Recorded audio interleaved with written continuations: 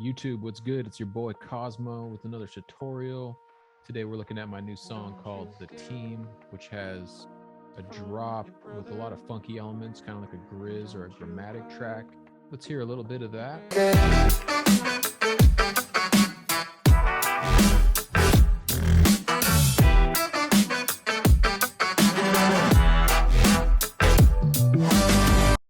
Let's jump on in. All right, tip number 1 is to get some happy accidents out of your sampler. When you play higher notes, it's gonna play the sample faster. So I kind of got lucky on this one. First, let's hear the raw sample that I put in here. And that's a good candidate for a sampler for me because it's steady in pitch. So I'm putting that in here. The first note, you don't hear any pitch bend. But the second one you do, because it's hitting this part of the sample. So the higher I'm going, it's getting into this next sample. And what's kind of cool is that depending on what the next note the singer hits, it's going to create maybe it kind of sounds like a pitch bend.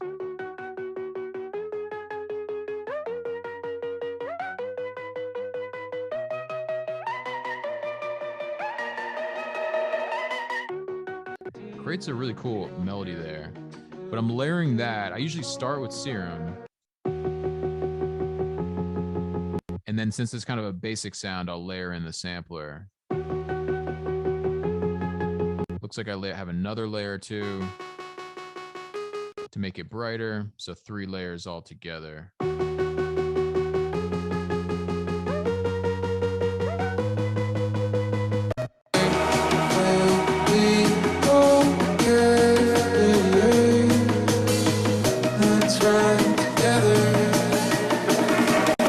It's kind of hard to hear at first, but you can definitely hear it there. And it's those happy accidents that can make the sampler really fun. Tip number 2, speaking of chord stacks, here's my 4-part chord stack during the drop. So we got a swelling Serum. And so I've got this kind of swelling shape on the volume. And you'll notice that in between each chord, I've got this rack that when you move this macro, it's going to bring in reverb and saturation. And that's why you hear kind of in the gaps, the little bit of a swelling sound.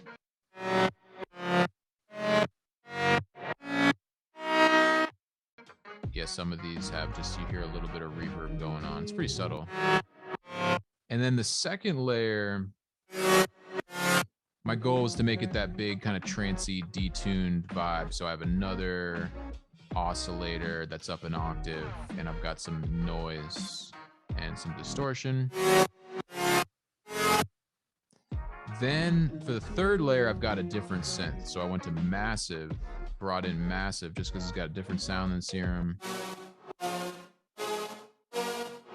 It's actually got a quicker attack than the other sounds, but maybe that kind of sounds cool when you add them together, perhaps. It's not ruining the swell of the other sounds. And then for my fourth layer, I've got a quick ARP. I took the rate off of sync and put it on free rate, just make it really fast with 2 octaves, sawtooths. Now I've got this shaped envelope. And I've got the reverb filter on and a bunch of my normal effects like OTT, reverb, and distortion. Yeah, I didn't do this for a while, but I think adding the quick ARP in there at the end kind of like takes it out of basic saw stack mode and makes it something more moving.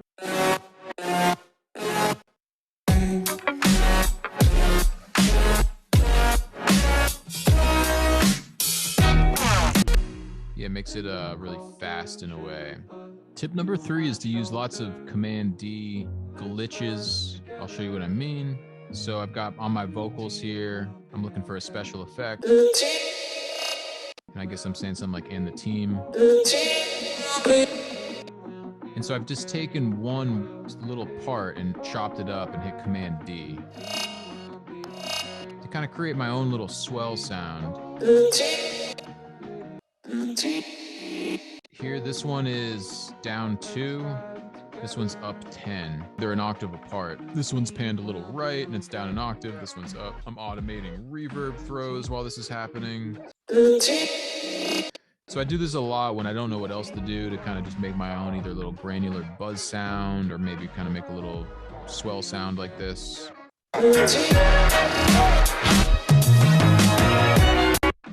Notice I've done the same glitch effect on my synths here. So here's some synths. This note is just messed up. So sometimes it's not that I'm thinking of a cool glitch effect. I'm thinking, how do I solve a problem? The problem is this note's a little weird. And it sounded atonal. Now when I duplicate part of it, it's sounding more tonal, like the note, and then I've done the same thing to the synth an octave higher.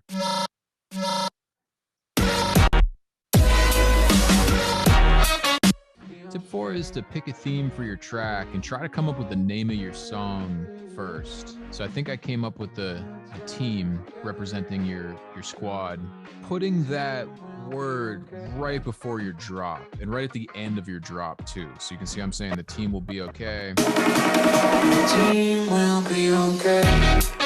And then I'm gonna copy that and put it at the middle point of the drop too. The team will be okay. I think I put it again here. The team will be okay. If you can figure out the theme of your song and sum it down to one word, then you already know the name of your song, you already know the kind of theme of your song.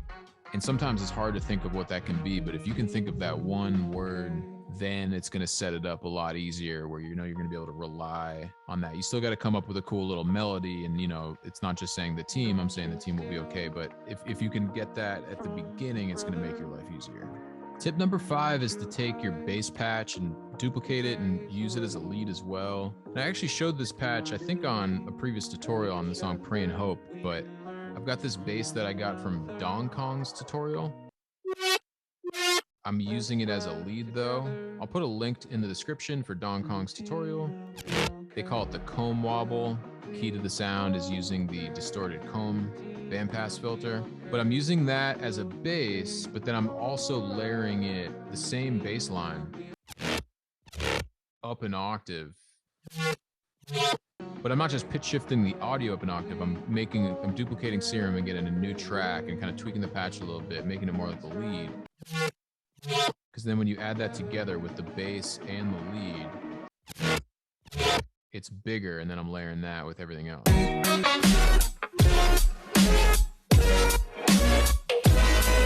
So it's a really cool patch, not just for dubsteppy songs, but any kind of song. All right, that does it for today. Thanks for checking out these tips. Go check out the full song. Let me know what other kind of tutorials you want to see. Peace out, y'all.